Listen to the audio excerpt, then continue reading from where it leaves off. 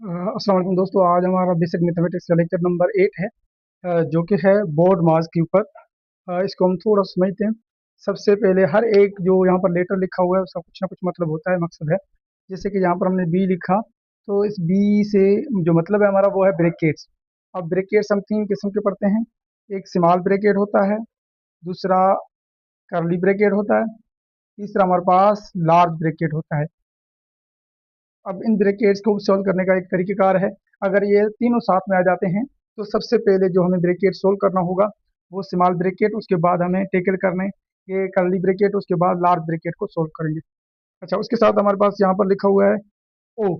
ओ से जो है, जो ओ का मकसद है वो है स्क्वायर या स्क्वायर रूट या एक्सपोनेंशियल या पावर, कोई भी अगर आ जाता है। जैसे कि अगर स्क्वायर रूट आ जाए किसी नंबर के ऊपर या स्क्वायर आ जाए किसी नंबर के ऊपर या कोई और पावर आ जाए तो उसको टैकल करने के लिए हम ओ यूज़ करते हैं। उसके बाद हमारे पास डी है। जो डी है उसका मकसद है कि डिवीजन। हम डिवीजन को सोल्व करते हैं, डी फॉर द डिवीजन। जैसे कि हमने डिवीजन आपने पढ़ा है हमने। उसके साथ एम लिखा हुआ है। इस एम का मकसद होता है मल्टीप्लिकेशन। ये है मल्टीप्लिकेशन। अच्छा, याद रखिएगा, और डिवीजन और मल्टीप्लिकेशन साथ आ जाएं एक प्रॉब्लम के में, डिवीजन भी हो मल्टीप्लिकेशन भी हो, तो ये है तरीकेकार। सबसे पहले हमें डिवीजन को सोल्व करना है, उसके बाद मल्टीप्लिकेशन को सोल्व करना है।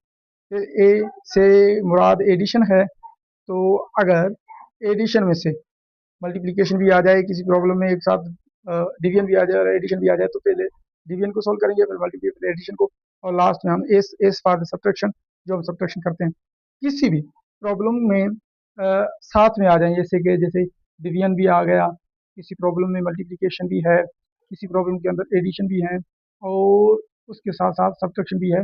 तो बोर्ड बाज ये बता रहा है कि सबसे पहले आपको डिवीजन को सोल्व करना है, टेकल करना है, उसके बाद मल्टीप्लिकेशन को टेकल करना है, फिर एडिशन को, सब्ट्रैक्शन को टेकल करना है।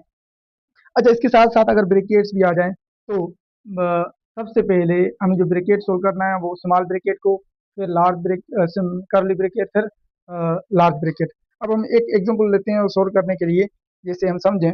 जैसे कि मैंने लिखा यहाँ पर 4 divided by 2 multiply with 7 added with 5 subtracted 3।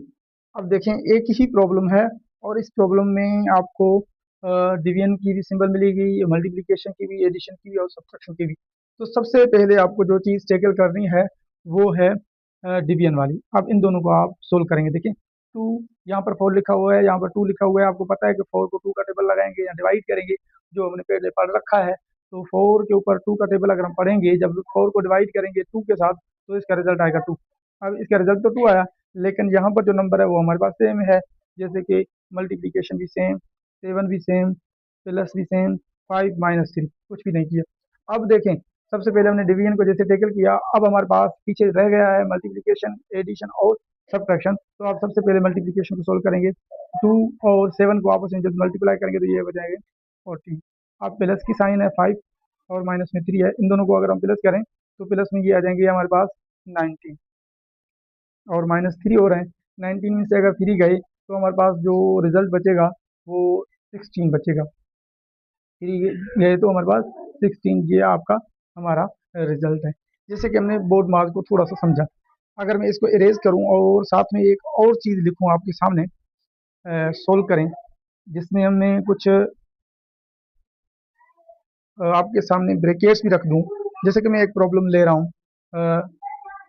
अब यहाँ पर मैंने लार्ज ब्रैकेट लिया और उसके बाद मैंने कर्ली ब्रैकेट लिया, उसके बाद मैंने लिखा 5, प्लस की साइन लगा दी। मैंने स्मॉल ब्रैकेट लिया, स्मॉल ब्रैकेट में मैंने 8 और डिवाइडेड लिया, फिर प्लस मल्टीप्लिकेशन की साइन लगा दी। जैसे समझो कि मल्टीप्लिकेशन की साइन लगा दी और मैंने जो है यहाँ पर 5 रख दिया। फिर उसके बाद मैंने इस कर्ली ब्रैकेट को तो क्लोज किया, प्लस की साइन लगा के मैंने 3 लगाया, और लास्ट में यहाँ पर मैंने लार्ज ब्रैकेट को भी क्लोज कर दिया। अब इस टाइप का अगर कोई प्रॉब्लम आ जाए तो आप कैसे इसको टैकल करेंगे। सबसे पहले आप देखेंगे कि सबसे पहले स्मॉलेस्ट ब्रैकेट कहाँ पर है, यहाँ पर रखा हुआ है।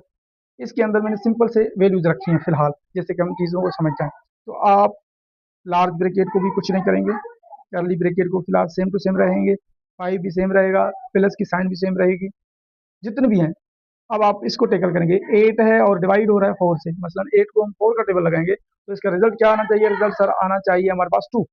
चलो यहाँ पर अगर रिजल्ट 2 आ गया तो 2 के बाद यहाँ पर देखें आपके पास कौन सी चीज़ है? सर यहाँ पर मल्टीप्लिकेशन की साइन है, रख दें। 5 है, आप रख दें, करली ब्रेकेट को क्लोज कर दें, लार्ज ब्रेकेट को क्लोज कर दें। अब इसको मजीद बढ़ाने के लिए आप देखें, अब आपको करली ब्रेकेट को सोल्व करना होगा। अब करली ब्रेकेट के अंदर हमारे पास 3 चीज़ें आ गई, जैसे कि 5 है, फिर एडिशन है, फिर उसके बाद 2 मल्टीप्लाई 5। फिर से हमने इसी चीज़ को फॉलो करना है। भाई मल्टीप्लिकेशन और एडिशन साथ में आ जाए तो सबसे पहले किस चीज़ को टैकल करना है? सर मल्टीप्लिकेशन को टैकल करना है। अगर मल्टीप्लिकेशन को टैकल करना है तो आप सबसे पहले मल्टीप्लिकेशन को टैकल करेंगे। जैसे कि आपने लार्ज ब्रेकेट को कुछ भी नहीं करना फिलहाल, करली ब्रेकेट को भी सेम टू सेम फिलहाल तो रख दें आप, कि ये 5 है, 5 सेम टू सेम रहेगा, इस दोनों को मल्टीप्लाई कर दें। 5 का टेबल 2 के ऊपर तो मसलन ये 10 हो जाएगा। अब फिलहाल अभी हमारे पास कर्ली ब्रेकेट है। अब आप इस चीज़ को सोल्व करेंगे। कर्ली ब्रेकेट को सोल्व करने के बाद अरे एक चीज़ आप याद रखें, देखिए यहाँ पर 3 लिखा हुआ है, ये मुझसे रह गया था, सॉरी। अब ये 3 सेम टू सेम आएगा क्योंकि ये लार्ज ब्रैकेट के अंदर है। अब आप इसको अगर सोल्व करें तो ये कितना एडिशन हो रही है तो ये 15 हो जाएंगे। तो अगर हम यहाँ पर लार्ज ब्रैकेट के अंदर 15 रखें और प्लस की साइन दें और यहाँ पर 3 रख दें, अब देखें इन दोनों को अगर हम ऐड करें तो रिजल्ट क्या आना चाहिए? ये रिजल्ट 18 आना चाहिए। ये हमारे पास रिजल्ट है जवाब। मेरे ख्याल से आज के लिए काफ़ी है। आपको ये बोर्ड मार्क्स अच्छे से समझ में आया होगा। Thank you.